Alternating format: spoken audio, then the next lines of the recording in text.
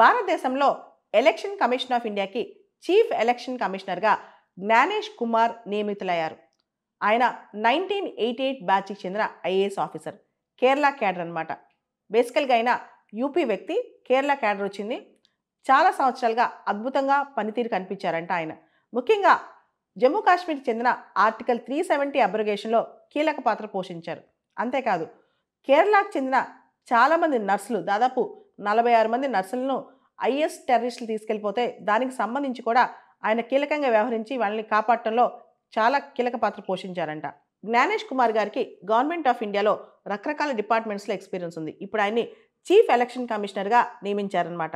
ఇవన్నీ ఒక పక్కన పెడితే ఇంకో పక్కన అసలు చీఫ్ ఎలక్షన్ కమిషనర్ నియామకానికి సంబంధించి చాలా పెద్ద చర్చ జరుగుతుంది భారతదేశంలో. మనకు తెలుసు 2023లో భారతదేశంలో ఒక చట్టం వచ్చింది. ఎలక్షన్ కమిషనర్స్ అపాయింట్మెంట్కి సంబంధించి ఒక చట్టం వచ్చిందనమాట. ఈ చట్టం రాకముందు డైరెక్ట్గా ప్రభుత్వం ప్రెసిడెంట్కి ఏ నేమ్ పంపించదో ఆ పేరే ఎలక్షన్ కమిషనర్ పేరుగా వచ్చేసేది బయటికి. అయితే ఈ చట్ట ప్రకారం లా మినిస్టర్ అధ్యక్షతన ఒక 5 మెంబర్స్ పేర్లు షార్ట్ లిస్ట్ చేస్తారనమాట. ఈ షార్ట్ లిస్ట్ చేసిన పేర్లు ఫైనల్గా సెలక్షన్ కమిటీకి వెళ్తాయి. ఈ కమిటీలో 3 ఉంటారు. Prime minister, leader of opposition, cabinet minister. ఈ 3 ఫైనలైజ్ చేస్తారు. అయితే ఇప్పుడు ఈ విషయంలో సుప్రీంకోర్టులో కేసు నడుస్తోంది. ఈ నెల 22వ తారీఖున జడ్జిమెంట్ రానుంది. అసలు ఈ కేసు ఎందుకు అంటే, ఇంతకుముందు 2023లో సుప్రీంకోర్టు ఒక మాట చెప్పింది. ఈ చట్టం రాకముందు ఎలక్షన్ కమిషన్, చీఫ్ ఎలక్షన్ కమిషనర్ని ఎలక్షన్ కమిషన్ నియమించడానికి ఒక ప్యానెల్ ఉండాలి, ఒక కమిటీ ఉండాలి.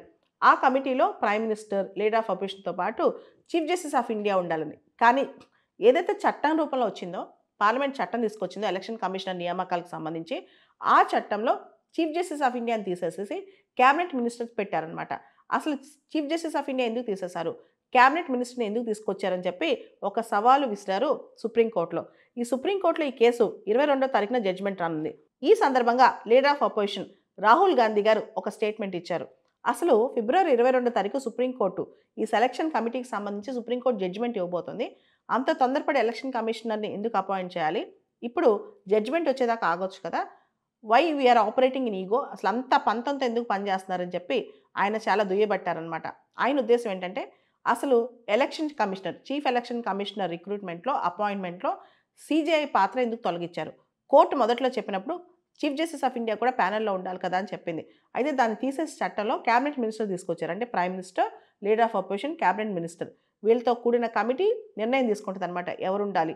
దానికి సంబంధించి సిఫార్సు ప్రెసిడెంట్కి వెళ్తే ప్రెసిడెంట్ సంతకం పెడతారు. కానీ ఇప్పుడు ఈ నెల 22వ తారీఖు అంటే ఫిబ్రవరి 22వ తారీఖు చీఫ్ ఎలక్షన్ కమిషనర్ సంబంధించిన ఈ జడ్జిమెంట్ రాకుండానే, వీళ్ళ అపాయింట్మెంట్కి సంబంధించి ప్యానెల్లో ఎవరు ఉండాలి అనే విషయంలో జడ్జిమెంట్ రాకుండానే ఇప్పుడు చీఫ్ ఎలక్షన్ కమిషన్ని అపాయింట్ చేశారు. ఇది ఎంతవరకు కరెక్ట్ అని చెప్పి అపోజిషన్ పార్టీస్ ప్రశ్నిస్తున్నాయి.